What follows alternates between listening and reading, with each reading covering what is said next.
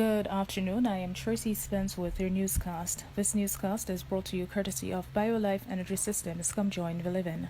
Call them at 800-875-5433. USA Credit Repair, the key to beautiful credit. You may call them at 800-786-1330. And Cruising with the Case Handler, a show on personal injury and immigration, weekdays 8:30 a.m., on Saturdays 7 p.m. and 12 noon on Sundays. And now for the news in details. Jamaica's Deputy Prime Minister, Dr. Horace Chang, has signaled that local government elections, which are due next month, will not be held as there are too many factors against holding the polls at this time.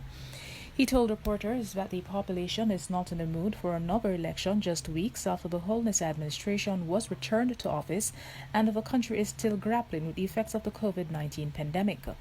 The Deputy Prime Minister said a decision will be made shortly on how long to extend the life of local authorities. Jamaica's national epidemiologist, Dr. Karen Webster Carr, is reporting that there has been a slowdown in the number of confirmed cases of COVID-19 in sections of the island. Dr. Webster Carr, who was speaking yesterday during the Ministry of Health's weekly digital news conference, said an analysis of the numbers showed that cases peaked in August. Meanwhile, it has been revealed that 240 members of the Jamaica Constabulary Force have tested positive for COVID-19. Police Commissioner Major General Anthony Anderson made the disclosure at a media briefing yesterday. He said that while the majority of the cops have recovered, there are more than 60 active cases. Meanwhile, Jamaica Promotions Corporation JAMPRO is encouraging farmers to access benefits provided by the Productive Input Relief. This includes the duty-free importation of equipment that can be used in greenhouses as well as concessions on specific vehicles for farming purposes. JAMPRO is intensifying its COVID-19 response strategy to drive activity, development, and support for the agribusiness sector.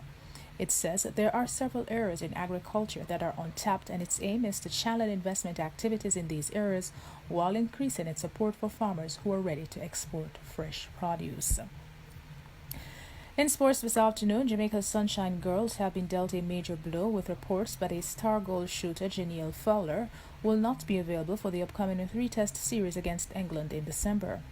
Efforts by journalists to secure confirmation from Netball Jamaica President Tricia Robinson were unsuccessful, but head coach Connie Francis, who could not comment on the news concerning Fowler's unavailability, told reporters that veteran shooter Romelda Aiken will be added to the 12-member squad. According to reports, Fowler has written to Netball Jamaica advising them that due to personal reasons she will not be available for the series, which will be played at the Copper Box Arena in London from December 1st to 6th. Fowler, 31, currently represents West Coast Fever in the Suncorp Super League in Australia, where she is the competition's league's goal scorer. She is also the leading candidate for the Most Valuable Player award this season.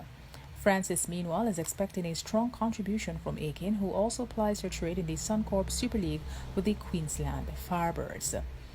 And that is it for the news. This newscast came to you courtesy of BioLife Energy Systems. Come join the living. Call them at 800-875-5433. USA Credit Repair, the key to beautiful credit.